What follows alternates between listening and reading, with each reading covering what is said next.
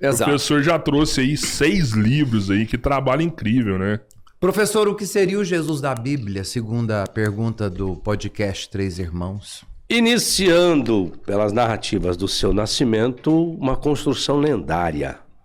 Porque é impossível um homem ter cor dos olhos, cabelo, tudo que você imaginar que nós temos, sem um DNA responsivo da parte masculina. Então, cientificamente, se eu aceitar o relato, eu posso ter o Jesus da Bíblia como real? Posso, contanto que fosse os meios normais e naturais. Não uma questão genéticos. Sim, não uma questão sobrenatural, que aí eu teria muita dor de cabeça a respeito disso. Até entendo a construção do porquê os escritores fizeram isso, porque, infelizmente, o costume do Evangelho de Mateus, uma das maiores prerrogativas, é trazer cumprimentos proféticos. E dentro dessa natureza você tem Isaías 7,14, que é uma das minhas obras que eu escrevi, que procura corresponder a essa concepção virginal. Então você vê que existe tudo uma elaboração. Eu não posso dizer que Jesus não tenha existido, mas o meio primário da primeira prerrogativa, a concepção sim, cientificamente do Cristo. Não tem como, né? E outra, por que também? Veja bem, se ele vem para trazer uma prerrogativa do messianismo, ele precisa vir de uma tribo. E a tribo não se passa pela mãe, se passa pelo pai. Porque você tem a lei da primogenitura. Então você tem uma cultura judaica inserida dentro desse seio, desse meio. E aí a gente pergunta, o Espírito Santo é neutro? Poxa, então ele pode ser de qualquer tribo? Só que não, tem que ser de uma tribo específica. Mas para se tornar judeu, você precisa vir de um útero, de uma matriz judaica. Você precisa, lógico, da mulher e precisa do pai. Só que a linhagem passa pelo pai e não pela mãe. Mas a descendência vem do útero para o judeu. Hã? Precisa de um útero judaico para ser judeu. Não vamos dizer assim judeu, precisa do pai ser. O pai. O pai tem que vir da tribo de Judá, não necessariamente a mãe. Porque a primogenitura se dá para o sexo masculino, não o sexo feminino. A primogenitura não é para a mulher.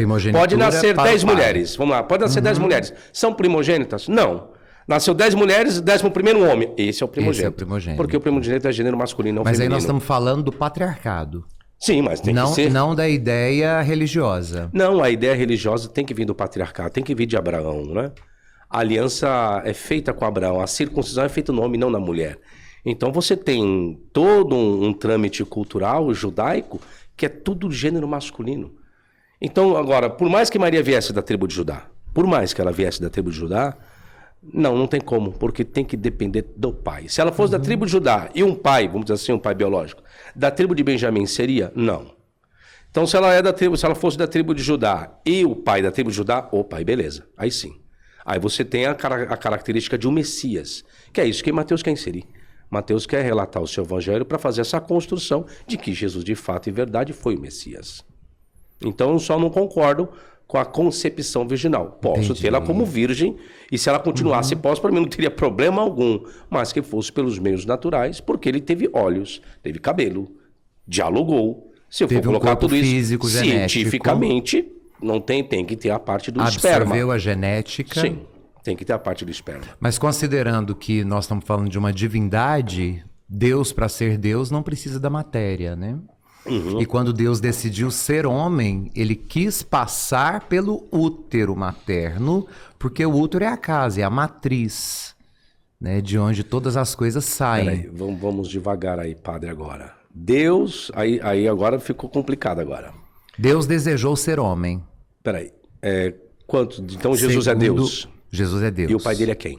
O pai dele é o próprio Deus. Quantos deuses nós temos? Existe um só em 3 pessoas. Como que é isso? O senhor nega a trindade? Não é questão de negar, é questão de explicação e fundamentação. Como que é isso? Me explique agora. A manifestação do pai como criador de todas as coisas, o filho como a razão pela qual todas as coisas foram feitas, e sem ele nada do que existe existiria, e o Espírito como aquele que é o operário, que realiza todas as coisas desejadas pelo Pai e que são concretizadas no Filho. Esses 3 podem se manifestar ao mesmo tempo? Eles estão unidos. Não, veja bem. Não estou falando em unidade em pessoa. Eu falei se os 3 podem se manifestar distintamente ao mesmo tempo, pode? Pode, os três podem se manifestar, Então, como isso aí- se manifestaram. Então isso é politeísmo, não é monoteísmo?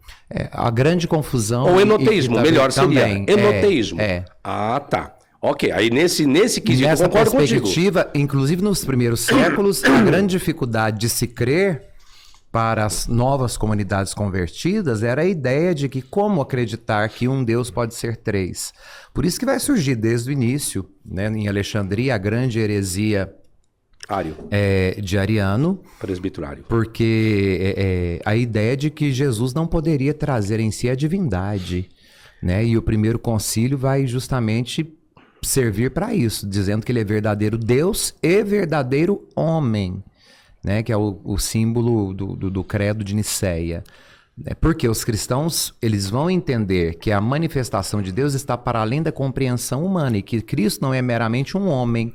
Então, portanto, ele é obra do Espírito Santo, como é o sonho revelado em Lucas para José e tudo mais, que o senhor até citou isso, né? Então, para nós, dentro da nossa crença cristã, não tem como separar o Pai e o Filho e o Espírito Santo, porque a Trindade Separar é em que indivisível. Separar, que não tem como separar em que sentido? Na coexistência, eles coexistem como Pai, Filho e Espírito. Vamos lá, padre. Agora vamos entrar na prerrogativa. Aí é muita filosofia, e a filosofia é na minha área, assim como o senhor é filósofo, tá? Quando você trata desse aspecto, eu lhe pergunto, qual o fundamento para isso? Se nós estamos lidando com a Bíblia, qual o fundamento bíblico para isso? Ou melhor dizendo, em qual momento Jesus assumiu ser Deus? De uma forma clara e explícita, dentro da sua logia. Em qual momento isso se deu? Eu e o Pai somos um. Em que sentido? Qual o contexto? Dá para colocar o texto bíblico aí? Dá, o Pedrão providencia Dá para pra colocar aí? gente. Dá, Coloca aí Pedro, na tela puxa para nós, aí. por favor, João 14, por gentileza. João 14. João 14. Vamos ver o contexto, em qual sentido Jesus quis dizer que ele e o Pai é um. Vamos ver se foi em essência, em onipotência, em atributos naturais e morais, em grau de perfeição. Que isso é o que caracteriza que seria a divindade. João. João 14. Não se perturbe o vosso coração, credes em Deus, crede também em mim. Na casa de meu Pai há muitas moradas. Se não fosse assim, eu vou-lhe teria dito. Vou preparar Para um pouquinho, padre. lugar. Por que Jesus falou que na nossa casa há muitas moradas? Por que se colocou a casa do Pai e não nossa, já que ele é divino também? Por que ele colocou que na casa do meu Pai há muito, na casa do meu Pai? Por que não colocou na nossa casa muitas moradas? Se não fosse assim, nós vos teríamos dito, iremos preparar-vos lugar. Por qual razão, então, ele colocou do Pai e não a nossa casa? Primeiro porque ele está ensinando que o Pai é nosso. Essa participação da humanidade na paternidade divina. Então a humanidade é por adoção. divina? A humanidade é divina. Nós somos sentido? imagem e semelhança de Deus. Mas que sentido, padre? Nós somos imagem e semelhança de Deus. Naquilo da potencialidade do bem, da unicidade, da bondade, de ser perfeito, de buscarmos a beleza, a unicidade, o belo e o verdadeiro, que são os atributos divinos. E o mal, onde entra nesse quesito? Porque nós somos mal também. Quando eu deixo de praticar o bem, porque o mal não é uma essência, o mal é uma ausência. O mal é uma ausência. A ausência do a bem. mentira seria o quê, padre? A ausência da verdade. Deus poderia mentir? Nunca. E se eu lhe provar que Deus mentiu? Na Bíblia. Na Bíblia, nós podemos entender que os autores sagrados podem ter se equivocado. Deus jamais. Aí o senhor está na filosofia, aí o senhor está articulando sem um fundamento. Eu vou usar a Não, Bíblia com como o fundamento. com o fundamento dos autores sagrados. Você está né? dizendo que Deus não pode mentir. Se Não. Deus pode ser convencido pelo homem, Deus pode ser convencido pelo homem? Que Deus que é esse que pode ser convencido pelo homem? A partir do momento em que o homem se revela diante de Deus gratuitamente, despido das suas vestes de matéria e permitir que a graça de Deus o alcance, Deus pode muito bem ser convencido pelo homem. Então esse Deus está bem natural. Mas vamos voltar para o texto de João 14, vamos lá? Vamos ver aonde que Jesus e o Pai são um em essência. Isso. Tomé disse, Senhor, nós não sabemos, verso 5, versículo 5, nós não sabemos para onde vais, né? E como podemos saber o caminho? Disse-lhe Jesus, eu sou o caminho, a verdade e a vida. Ninguém vem ao Pai senão por mim. Vamos parar aí. O versículo 6, padre, existe uma questão interessante ali, que se agora Jesus, parece que ele tira o Pai, né? Apenas ele, eu sou o caminho, Eu vim para isso. e a verdade e a vida. Ninguém vem ao Pai senão por mim. Quando você pega esse senão, essa alternativa, essa conjunção condicional alternativa, senão por mim, não é vai ao Pai, como muitas pessoas entendem. Você tem que ter Jesus para ter acesso ao Pai lá na eternidade. Não está escrito isso. O verbo não é ir, o verbo é vir. Ninguém vê ao Pai. Então ele está dizendo que ele e o Pai têm alguma coisa em comum. Aí vamos continuar para ver o que seria isso? Se vós conhecesseis a mim, também conheceríeis a meu Pai. E já desde agora o conheceis e o tendes visto. Peraí. Vai entrar a questão em lógica que Felipe vai trazer esse argumento. Disse, Senhor, mostra-nos o Pai o que nos basta. Disse-lhe Jesus, estou há tanto tempo convosco e não me tendes conhecido, Felipe? Quem vê a mim, vê o Pai. E como dizes tu, mostra-nos o Pai? Não crês tu, um ato de fato, não, ato de crença, de fé. Não crês tu que eu estou no Pai, que o Pai está em mim? Agora vem o detalhe. As palavras que eu vos digo, não as digo de mim mesmo, mas o Pai quem está em mim, é Ele quem faz as obras. Isso. Então você tem aí a construção do Logos, que é a construção do Evangelho de João. Então você tem a palavra Logos, e você tem um cumprimento dessa palavra por intermédio do Pai. Logo, são duas coisas distintas. A palavra não é ação, a ação vem por intermédio da palavra. Isso. A palavra por si só, ela só pode ser construída se o Pai construir por intermédio da palavra. Então já são coisas distintas, não são a mesma coisa nesse caso. Tá? Próximo versículo. 11. Credes, ok, já foi. Crede-me que eu estou no Pai e o Pai em mim, crede ao menos por causa das mesmas obras. Na verdade, vos digo que aquele que crê em mim também fará, olha que interessante isso, as obras que eu faço, e as fará maiores do que estas, pronome demonstrativo daquele que ele já tinha feito, porque eu vou para o meu Pai. Assim como que ele vai se o Pai já está. Você vê que não é uma construção redundante. Você vê que quando você vai segmentando o texto, primeiro ele coloca que o Pai está com ele, eu sou o caminho, a verdade e a vida, ninguém vem ao Pai a não ser por mim, porque eu e o Pai estamos aqui juntos, fazendo as mesmas obras, eu sou o verbo, o Pai é a ação, mas vocês farão algo maior daquilo que eu já fiz, aí eu estou divinizando os seres humanos também, dentro desse contexto, só que eu vou para o meu Pai, mas só que o Pai já não estava com ele, fazendo as ações, então o Pai tem que continuar com os seres humanos que fariam as mesmas ações. Hermeneuticamente é isso que o contexto está dizendo que João quer relatar. Aí eu lhe pergunto, padre, dentro desse texto de João 14, não está colocando que os dois têm a mesma essência. Diz que os dois podem fazer a mesma obra, mas que cada um tem uma funcionalidade diferente do outro. Como que é isso dentro de uma unidade? 3 personas numa única divindade. Veja, a personalidade, a pessoa, entrega a cada um a independência. Mas a divindade é uma só. Deus se desdobra enquanto Pai que deseja, enquanto Filho que cumpre, enquanto Espírito que realiza. Quando o próprio Cristo vai continuar ali dizendo: se me amais, guardais os meus mandamentos, e eu rogarei ao Pai, e ele vos dará outro consolador, né? Ou advogado do grego, né? Que é paráclitos, para que fique convosco para sempre. Então veja, é o desdobramento do Pai e do Filho no Espírito que permanece no coração daqueles que recebem por meio do Espírito Santo o batismo. O Espírito de verdade que o mundo não pôde receber, porque não o vê nem o conhece. Então, aqueles que não viram o Espírito e que não tiveram a experiência do Espírito podem negar a sua existência, não o viram e não o conhecem. Mas vós o conheceis. Por quê? Porque o Espírito, assim como o Pai está no Filho, e o Filho está no Pai e no Espírito, e o Pai está no Espírito e no Filho.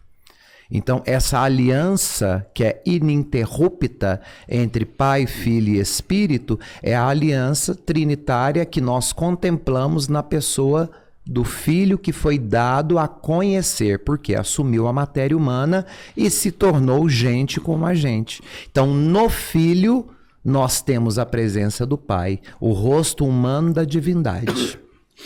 No Filho, nós temos o rosto divino. Através do Filho, nós temos na humanidade o rosto divino de Deus. Então, o que nós pregamos é que no Cristo nós temos as duas manifestações. O rosto humano de Deus e o rosto divino do homem.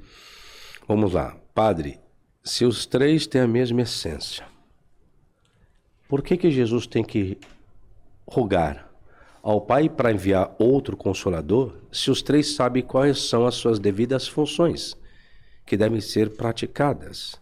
Logo, não existe razão de eu solicitar algo daquilo que todos já sabem o que tem que ser feito.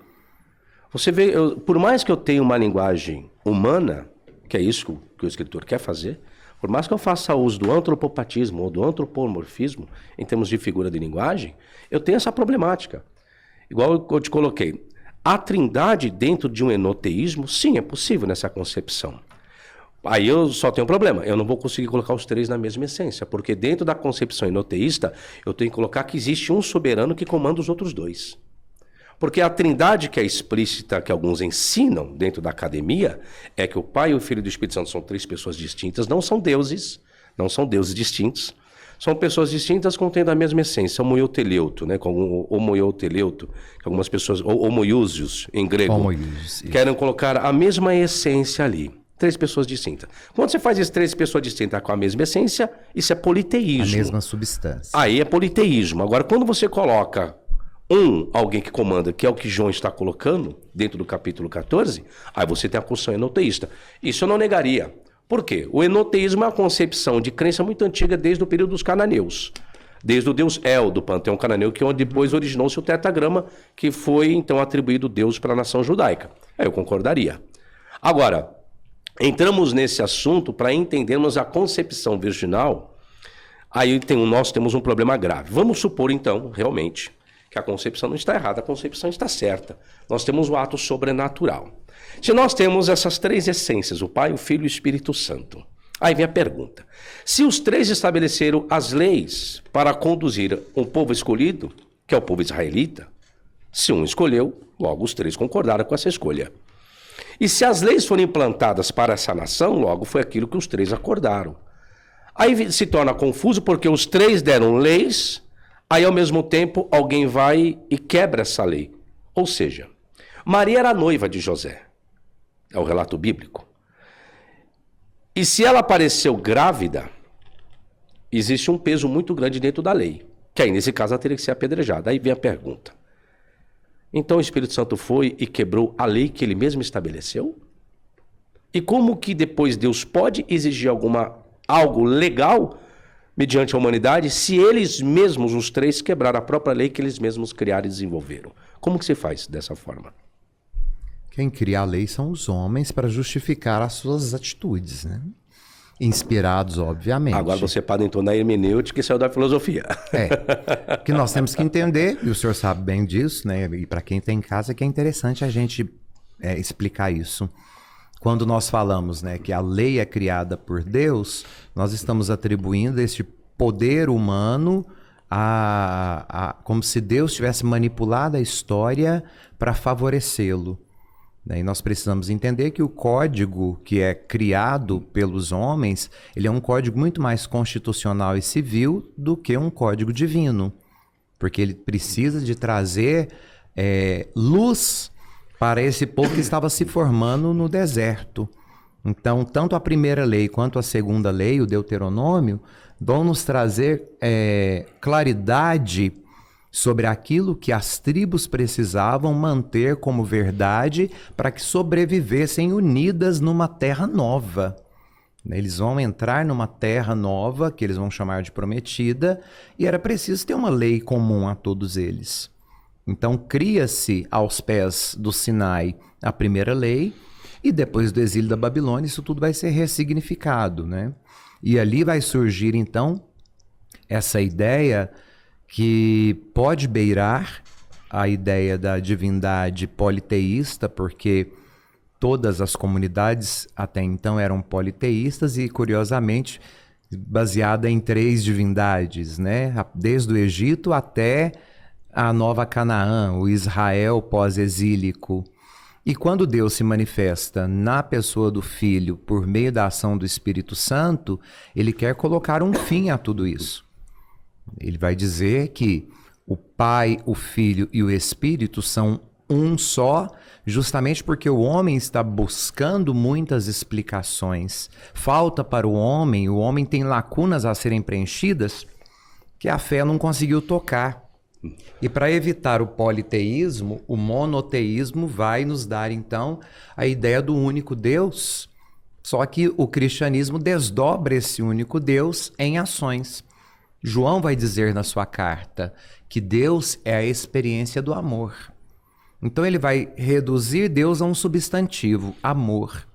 Né? E nós sabemos que no grego existem palavras diferentes para designar o que é Deus. Né? Então quando João nos diz Deus é amor, ele está dizendo não o substantivo que recebe a ação. Ele está dizendo que Deus é um verbo, é amar. É a atitude de levantar-se do seu lugar e ir ao encontro do outro para fazer com que o amor aconteça. Então, Deus não pode ser visto como substantivo. Né? O grego vai deixar isso muito claro para a gente. Então, Deus é amor, mas a partir do momento em que você ama. Portanto, Deus é verbo, Deus é amar. Então, a manifestação de Deus se dá naquilo que nós fazemos quando nós imitamos o Cristo, que diz, eu vos dou um novo mandamento, amai-vos uns aos outros como eu vos amei.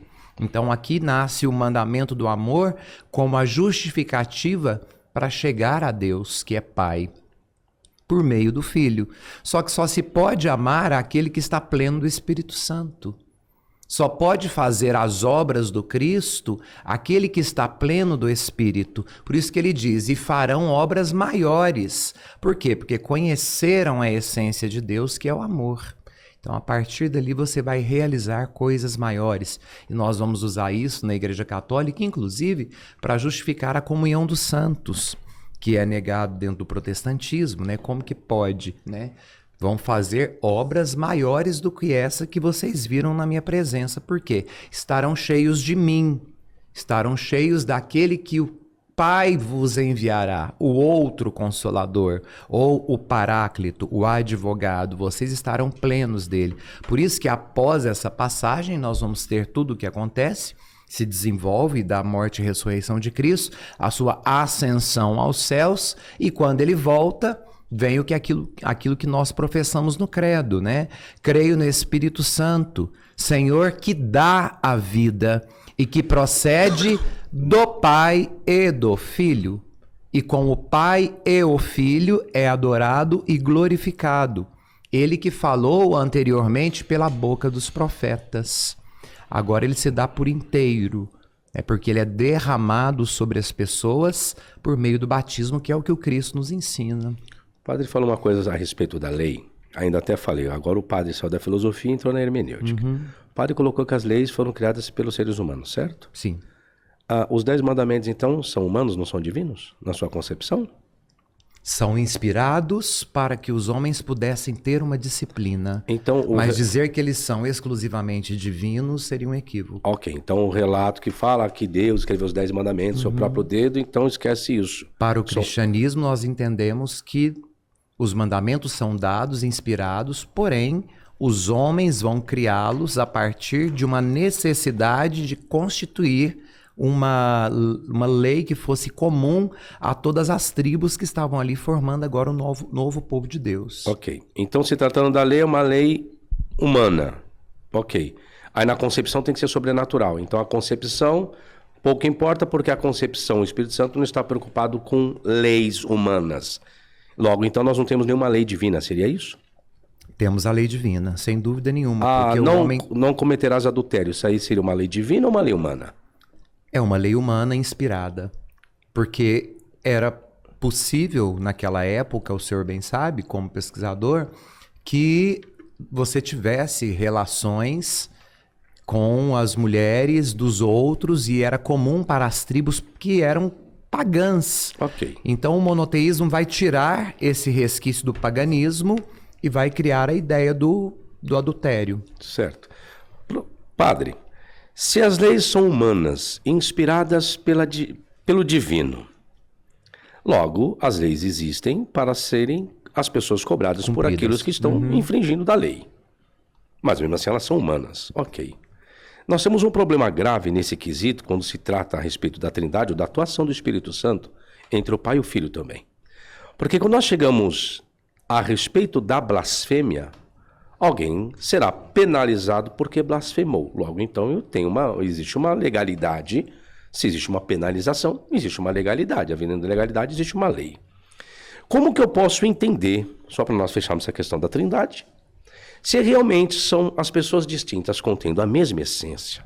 Logo, o que pode para um, pode para os outros dois. O que não pode para um, logo não pode para os outros dois. Por que então a blasfêmia apenas e exclusivamente contra o Espírito Santo não há de ser perdoada e contra os outros sim? Se tem a mesma essência, não tem nada de errado aí não? Tem a essência de Deus é o Espírito, né? Então, quando nós blasfemamos contra o Espírito, nós estamos blasfemando contra o Pai, o Filho e o Espírito. Não meramente contra a pessoa do Espírito. Só que aí Espírito. Jesus falou que não. Toda blasfêmia contra o Pai há de ser perdoada e contra o Espírito não. São questões distintas aí, padre, no contexto. São distintas, sem dúvida. Como Mas que o faz? Espírito, a blasfêmia contra o Espírito é justamente negar que tudo aquilo que o Pai fez por meio de Jesus Cristo não é uma verdade. Então, o que é blasfemar contra o Espírito? Negar a própria obra da salvação. Nesse não é o contexto, padre. O conceito é exorcismo. A blasfêmia só se dá quando você atribui o ato do exorcismo, o poder de que alguém está exercendo exorcismo ao Beelzebub. Esse é o contexto. Blasfêmia seria isso. A blasfêmia contra o Espírito Santo só se dá no ato de exorcismo. Esse é o contexto. A hermenêutica é o que diz. Isso é quando o contexto em que o Cristo fala, né? Quando isso é o ele está, contexto. acusam Jesus de estar expulsando Beelzebub em nome de Beelzebub. Esse é o contexto. Se eu colocar qualquer outra coisa que seja blasfêmia fora desse contexto, me desculpe, eu estou criando uma heresia. Porque texto fora do contexto é pretexto para heresia. Aí eu estaria criando uma heresia. Mas aonde que eu tenho? Eu tenho duas pessoas distintas aí. E Jesus falou. Sim. Toda blasfêmia contra o Pai é de ser perdoada. Contra o Pai. O Pai é o Espírito, você está colocando. Aí, agora, contra o Espírito Santo não há de perdão. Então não pode ser a mesma pessoa, padre. Porque ele já está falando do Pai no mesmo contexto que o Espírito Santo. Então tem uma distinção aí. O agir do Pai se dá por meio do Espírito. Não tem como a gente dizer que Concordo contigo. A ação do Pai se Só dá que a por meio do blasfêmia Espírito. é só contra o Espírito Santo. Que é a ação de Deus. E contra Deus pode ser perdoada. Contra o Espírito não. Você vê que são questões distintas aí, tá? Bom, é nesse quesito aí que eu não concordo, que aí não tenho como concordar dentro da hermeneuticamente. Voltando ao caso de Jesus, da sua concepção, então, o que eu entendi pela pessoa do padre, as leis são humanas, logo o adultério é uma lei humana, entretanto inspirada por Deus, mas o sobrenatural ultrapassa as leis que ele mesmo inspirou. Seria isso então? O sobrenatural a partir do momento em que nós damos abertura para que aconteça a temática religiosa. Porque se eu pego esse livro para ler fora do